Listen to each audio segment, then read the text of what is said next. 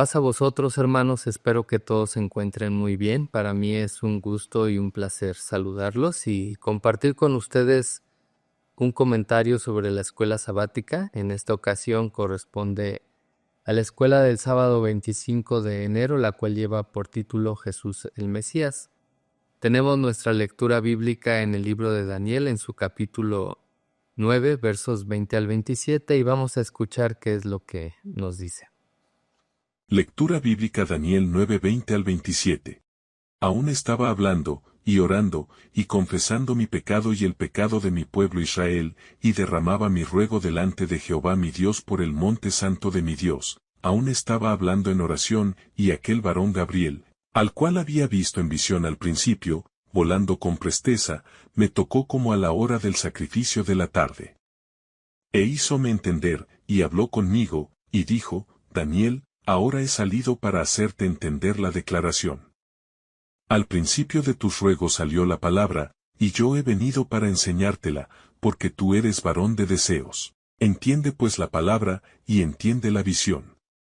70 semanas están determinadas sobre tu pueblo y sobre tu santa ciudad, para acabar la prevaricación, y concluir el pecado, y expiar la iniquidad, y para traer la justicia de los siglos, y sellar la visión y la profecía, y ungir al santo de los santos.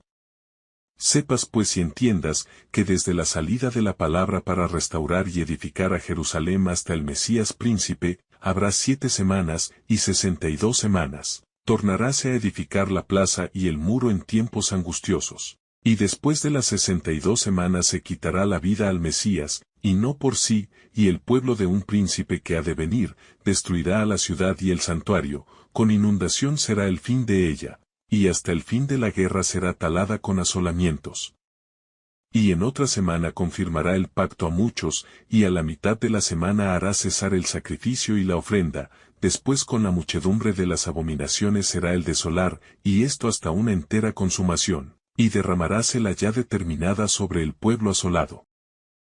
Bueno, hermanos, después de haber escuchado esta lectura, pues vemos aquí este relato donde Daniel estaba orando a Dios porque él quería saber qué es lo que iba a acontecer en adelante respecto a su pueblo.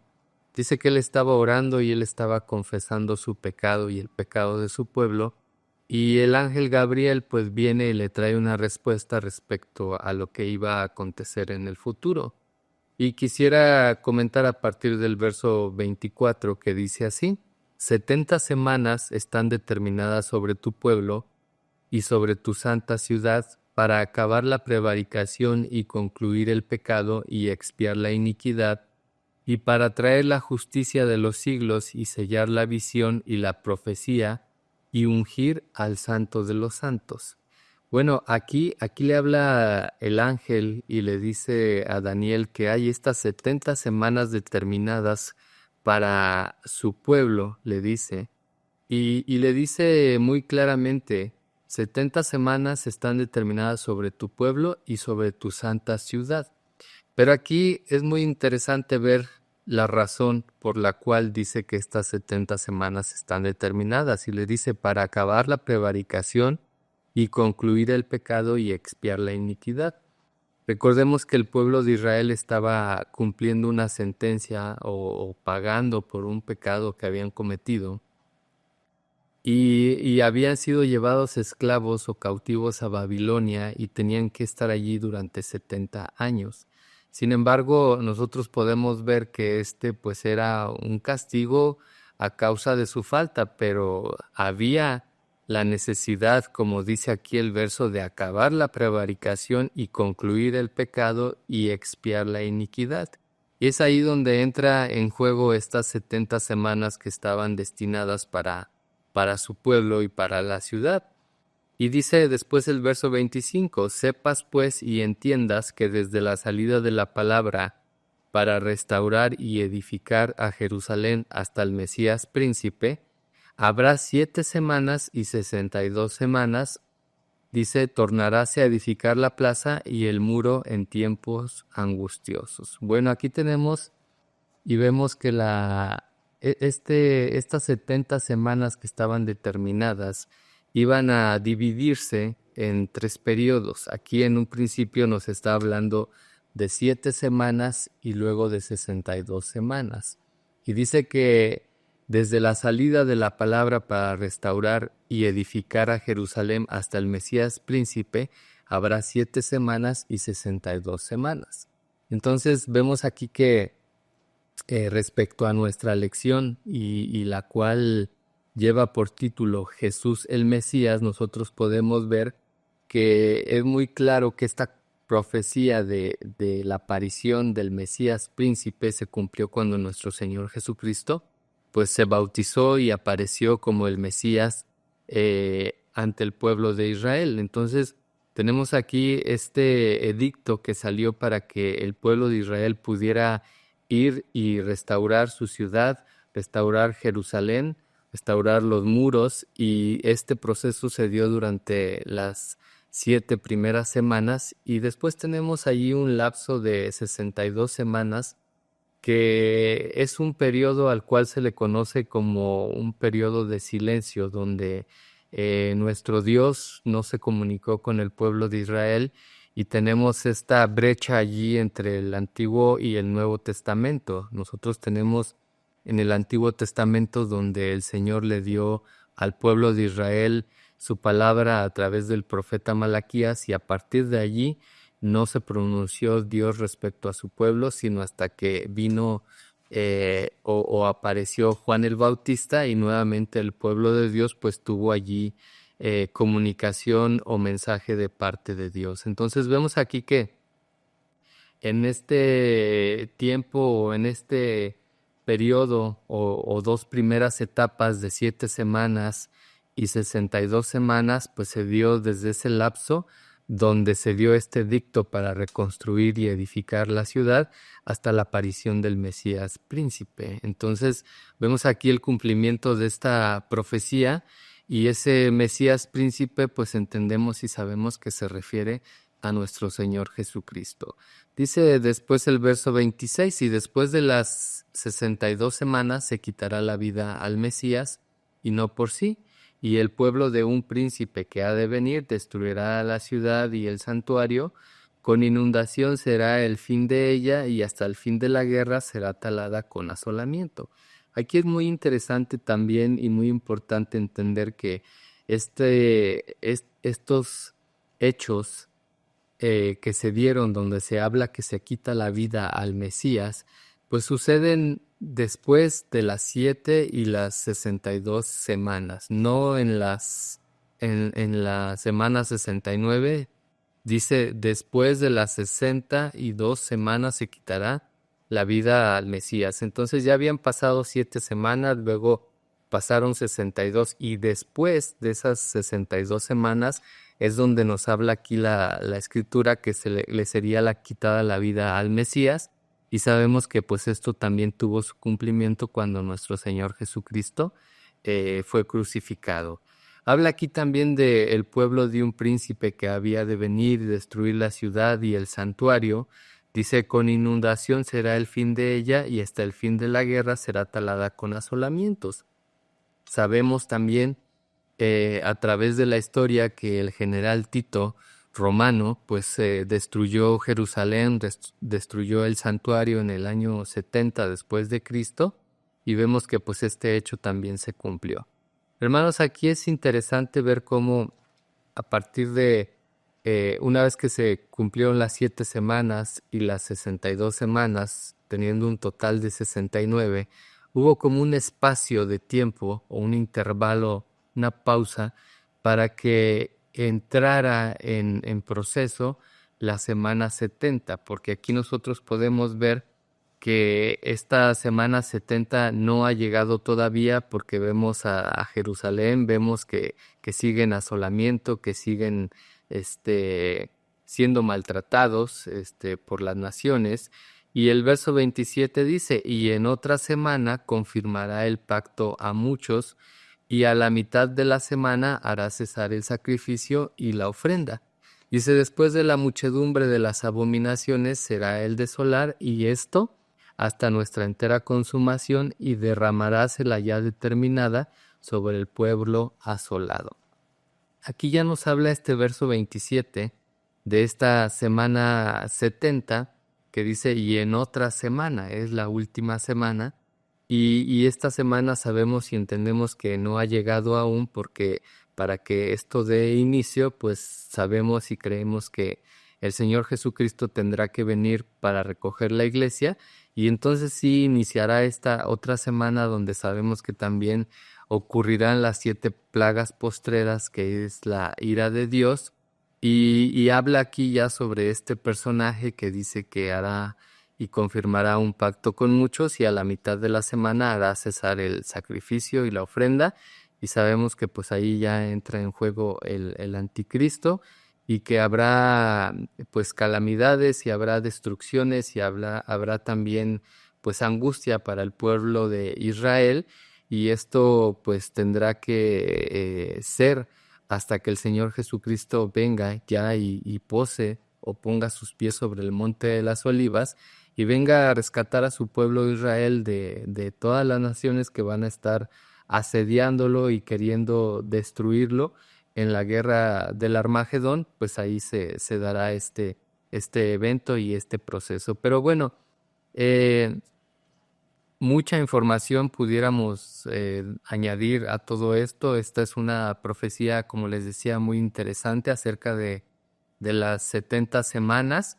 Y quisiera recomendarles que si tienen a su disposición los abogados de la verdad y pueden revisar las revistas del tercer y cuarto trimestre de 2009, allí vamos a encontrar 3 artículos muy interesantes que escribió nuestro hermano Moisés Torres acerca de esta profecía de las 70 semanas, y estos artículos están divididos en 3 partes, y ahí nos habla muy claro de la razón por la cual el pueblo de Israel fue castigado, cómo se dividen estas etapas de las 7 primeras semanas, las 62 semanas y luego la última semana. Y el hermano menciona algo muy interesante también. Es muy importante que nosotros no especulemos sobre cuándo fue la fecha exacta que se dio el edicto para la reconstrucción de Jerusalén, sino que consideremos y tomemos en cuenta como lo más importante de esta profecía, que es la aparición del Mesías príncipe. Y sabemos que esa profecía se cumplió porque nuestro Señor Jesucristo apareció y vino como ese Mesías que el pueblo de Israel estaba esperando y que también pues trajo bendición para toda la humanidad. Entonces vamos a estudiar un poquito en las preguntas acerca de nuestro Señor Jesucristo, que en esta ocasión lo estudiaremos y veremos todas las menciones que se hace de Él como Mesías en las Escrituras. Tenemos nuestro texto áureo en Génesis 12:3 y dice así: y bendeciré a los que te bendijeren, y a los que te maldijeren maldeciré, y serán benditas en ti todas las familias de la tierra. Bueno, aquí tenemos esta promesa que Dios le hace a Abraham, donde le dice que pues él lo va a bendecir y que todos aquellos que bendijeran a Abraham, dice que iban a ser bendecidos por Dios también, y si alguien se atrevía a pronunciar maldición respecto a él, pues dice que también iban a ser malditos.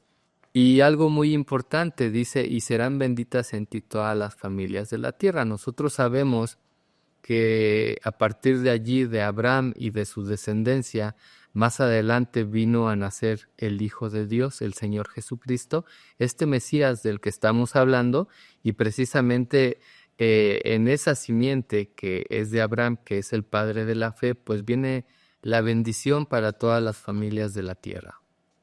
Tenemos una nota, dice, según la concordancia bíblica de Strong, la palabra Mesías en el Antiguo Testamento significa ungido. Generalmente es una persona consagrada como rey, sacerdote o santo. Entonces aquí tenemos que el Señor Jesucristo fue este Mesías, fue este ungido, este elegido, y que pues vemos que Él cumplió con todas las características para ser colocado o ocupar todas estas posiciones que se mencionan aquí en esta nota, porque precisamente pues él es rey, él es sacerdote y pues también santo. Vamos a las preguntas. Dice la pregunta 1, ¿cómo se hace referencia de Jesús en Daniel 9:25? Dice el verso así: sepas pues y entiendas que desde la salida de la palabra para restaurar y edificar a Jerusalén hasta el Mesías príncipe, habrá 7 semanas y 62 semanas, tornarás a edificar la plaza y el muro en tiempos angustiosos. La referencia que se hace a nuestro Señor Jesucristo aquí en este verso es muy clara y se le menciona como el Mesías príncipe. Entonces aquí Daniel, en esta profecía que se le dejó ver, vemos que se hablaba del Señor Jesucristo ya como ese ungido que había de venir para el pueblo de Israel. Pregunta 2, ¿de qué es Jesús príncipe? Según Isaías 9:6. Y dice el verso, porque un niño nos es nacido, hijo nos es dado, y principado sobre su hombro, y llamaráse su nombre admirable, consejero, Dios fuerte, Padre eterno, príncipe de paz. Entonces, ¿de qué es Jesús príncipe según Isaías 9:6? Pues vemos aquí que dice que es príncipe de paz. Entonces es una autoridad, un principal, es el encargado de traer paz al mundo y precisamente es lo que el Señor siempre pues ha procurado en el sentido de que todos podamos tener entendimiento para reconocer nuestras faltas, reconocer nuestros pecados, cambiar nuestra forma de vivir y que podamos vivir en paz con todos, con nuestros hermanos, porque precisamente la Escritura pues nos insta para que nosotros busquemos la paz con todos. Y así es llamado el Señor Jesucristo, según Isaías, como príncipe de paz. En la pregunta 3 se nos dice, ¿cómo es llamado Jesús en Hechos 3:12 al 15? Dicen los versos, y viendo esto Pedro respondió al pueblo, varones israelitas, ¿por qué os maravilláis de esto, o por qué ponéis los ojos en nosotros, como si con nuestra virtud o piedad hubiésemos hecho andar a éste? El Dios de Abraham y de Isaac y de Jacob, el Dios de nuestros padres, ha glorificado a su Hijo Jesús, al cual vosotros entregasteis y negasteis delante de Pilatos, juzgando el que había de ser suelto, mas vosotros al santo y al justo negasteis y pedisteis que se os diese un homicida. Y matasteis al autor de la vida, al cual Dios ha resucitado de los muertos, de lo que nosotros somos testigos.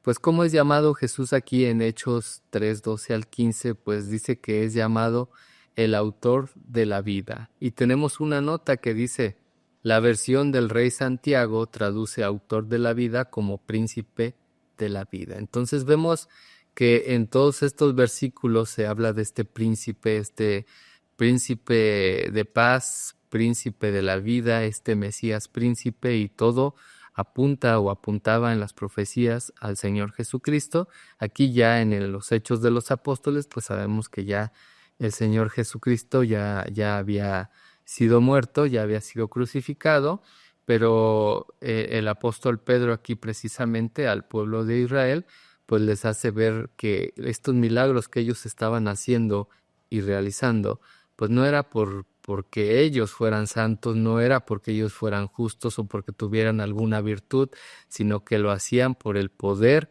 del Señor Jesucristo, que lo reconocen aquí como el príncipe o autor de la vida. ¿Cómo es llamado Jesús en Apocalipsis? Tenemos el verso en Revelación 1:5 que dice, y de Jesucristo, el testigo fiel, el primogénito de los muertos y príncipe de los reyes de la tierra, al que nos amó y nos ha lavado de nuestros pecados con su sangre. Pues bueno, aquí tenemos al Señor Jesucristo, que es llamado príncipe de los reyes de la tierra. Y también lo menciona como primogénito de los muertos. Y la nota nos dice, la palabra príncipe en Apocalipsis 1:5 también puede significar gobernante. Entonces, tenemos allí que que este Jesús, el Mesías, el ungido de Dios, ungido como rey, ungido como sacerdote, ungido como principal, como primogénito, está aquí mencionado como el príncipe de los reyes de la tierra, donde vemos que pues él tiene autoridad y gobierno sobre cualquier rey en esta tierra. La pregunta 5 dice, ¿qué dijo Andrés a su hermano Pedro? Juan 1, 40 al 41 dice así, era Andrés, hermano de Simón Pedro, uno de los dos que habían oído de Juan y le habían seguido. Este halló primero a su hermano Simón y díjole, hemos hallado al Mesías, que declarado es el Cristo. Pues bueno, vemos aquí que Andrés, el hermano de Simón Pedro, pues había escuchado a Juan el Bautista y entonces a él le llamó la atención y le pareció bueno lo que Juan el Bautista estaba haciendo, porque recordemos que a pesar de todo este tiempo de silencio que Dios tuvo con el pueblo de Israel, dentro del pueblo, aunque muchos se pervirtieron y pecaron y se olvidaron de Dios, siempre hubo familias, siempre hubo personas que esperaban a su Mesías, que obedecían a Dios, y en este caso aquí Andrés dice que escuchó hablar y conoció o supo del Señor Jesucristo, y él queriendo comunicar las buenas nuevas, pues vino con su hermano Simón y le hizo saber y le dijo así, hemos hallado al Mesías, que declarado es el Cristo. Entonces ellos estaban esperando al Señor Jesucristo, ellos estaban esperando a su Mesías y pudieron identificarlo, pudieron verlo a través de todo lo que él hacía, a través de todo lo que él hablaba, y lo comentó con su hermano Pedro, y fue muy claro allí Andrés cuando le dijo, hemos hallado al Mesías, que declarado es el Cristo. Entonces aquí vemos nuevamente cómo se hace referencia al Señor Jesucristo como el Mesías y que se le menciona también como el Cristo, y la nota nos dice, la palabra Cristo en griego significa Mesías. La pregunta 6 dice, ¿confirmó Jesús a la mujer samaritana que él era el Mesías?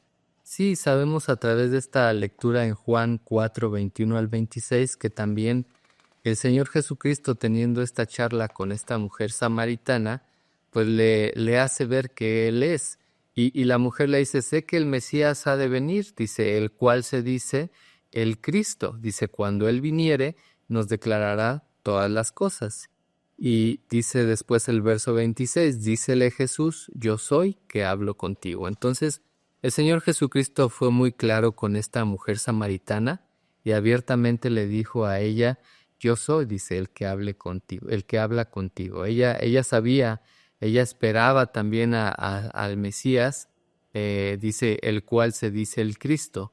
Y pues bueno, ahí estaba hablando con él y fue una bendición que ella pudiera escucharlo, pudiera platicar con él, y el Señor Jesucristo pues se le presentó abiertamente. La pregunta 7 dice, ¿fue usada la palabra Cristo en el registro de la genealogía de Jesús? Tenemos dos lecturas. Mateo 1.1 dice, el libro de la generación de Jesucristo, hijo de David, hijo de Abraham. Pues bueno, aquí tenemos esta palabra Jesucristo, el nombre, ¿verdad? Que pues podemos ver que es la unión de Jesús y Cristo, Jesucristo. Entonces aquí sí se le menciona a Jesús como el Cristo, como el Mesías. Y Mateo 1.16 dice, y Jacob engendró a José, marido de María, de la cual nació Jesús, el cual es llamado el Cristo. Entonces vemos aquí que la palabra Cristo sí fue usada en el registro de la genealogía de nuestro Señor. Entonces Jesucristo, pues es Jesús, el Cristo. La pregunta 8 dice, ¿cómo anunció el ángel del Señor el nacimiento de Jesús? Lucas 2, 8 al 11. Y había pastores en la misma tierra que velaban y guardaban las vigilias de la noche sobre su ganado. Y aquí el ángel del Señor vino sobre ellos, y la claridad de Dios los cercó de resplandor, y tuvieron gran temor. Mas el ángel les dijo: No temáis, porque he aquí os doy nuevas de gran gozo, que será para todo el pueblo, que os ha nacido hoy en la ciudad de David un Salvador, que es Cristo el Señor. Entonces vemos aquí que cuando el ángel del Señor anunció el nacimiento del Señor Jesucristo, pues también le informó a todos estos pastores que estaban allí reunidos que había nacido su Salvador, que había nacido en la ciudad de Belén este Salvador, que es Cristo el Señor, o sea, el Mesías. Vemos aquí que estos pastores pues formaban parte del pueblo, que también entendían y sabían que había de venir el Mesías, y fue de esta manera que el ángel les hizo saber que ya había nacido el Señor Jesucristo, o en este caso Jesús, el Cristo, y pues es interesante ver que todas estas profecías o estos relatos, estos anuncios que se dieron a la gente, pues anunciaban y confirmaban que precisamente el que había nacido pues era el Salvador, era el Mesías, el Cristo de quien estamos hablando. Cuando Jesús preguntó a sus discípulos: ¿Quién dicen los hombres que es el Hijo del Hombre?, ¿qué respondió Pedro? Bueno, vamos a ver Mateo 16, 13 al 16. Y viniendo Jesús a las partes de Cesarea de Filipo, preguntó a sus discípulos diciendo: ¿Quién dicen los hombres que es el Hijo del Hombre? Y ellos dijeron: unos Juan el Bautista, y otros Elías, y otros Jeremías, o alguno de los profetas. Y él les dice: ¿Y vosotros quién decís que soy? Y respondiendo Simón Pedro dijo: Tú eres el Cristo, el Hijo del Dios viviente. Entonces, cuando Jesús le preguntó a sus discípulos que qué decían las personas, que quién era él, pues ellos le respondieron, le dijeron: pues unos dicen que eres Juan Bautista, otros dicen que eres Elías o Jeremías o alguno de los profetas. Pero cuando les preguntó el Señor directamente allí a sus discípulos y les dijo: ¿y ustedes quién dicen o quién piensan que soy yo? ¿Qué dicen? Pedro inmediatamente le dijo sin titubear: Tú eres el Cristo, el Hijo del Dios viviente. Entonces, este Jesús que tenían allí delante de ellos, con quien habían compartido el pan, con quien habían caminado, con quien convivían, pues reconocían los discípulos que precisamente Él era el Cristo, Él era el Hijo del Dios viviente, y no tenían ninguna duda de que así fuera y que el Señor Jesús fuera su Mesías, su Salvador. La pregunta 10 dice: ¿quería Jesús que sus discípulos dijeran a las gentes que Él era el Cristo? Y el verso de 20 de Mateo 16 dice: Entonces mandó a sus discípulos que a nadie dijesen que Él era Jesús, el Cristo. Pues bueno, vemos aquí que la instrucción, el mandamiento del Señor Jesucristo hacia sus discípulos es que ellos no le dijeran a la gente que Él era el Mesías. Y pareciera extraño que el Señor Jesucristo diera esta indicación, pero yo creo que el Señor lo que Él quería es que la gente pudiera tener esa sinceridad y esa humildad para creer en Él a través de todo lo que Él les venía a decir, a través de todos los milagros que Él estaba haciendo, y que no lo aceptaran simplemente porque pensaran que Él era una autoridad o que Él tenía una posición, que sí la tenía, ¿verdad? Y que sí era Él el Mesías.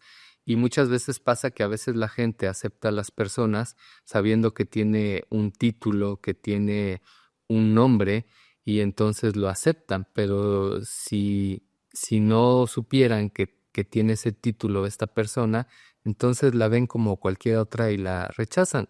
Y a veces esto lo hacen por interés, sin que haya una sinceridad en su aceptación. Y lo que el Señor Jesucristo quería era que en el corazón de las personas pues hubiera sinceridad, hubiera humildad, y que lo aceptaran y reconocieran, no simplemente porque otros dijeran que Él era, sino porque escucharan la palabra, porque se humillaran ante Dios, porque obedecieran, porque vieran todas las maravillas que Él estaba haciendo, y de esta manera lo pudieran aceptar. Pero vemos que que cuando muchos sabían que él era el hijo de un carpintero, pues simplemente no le daban importancia o credibilidad, rechazaban toda la palabra que él estaba diciendo, todo lo que él hacía, y no lo veían como el Mesías.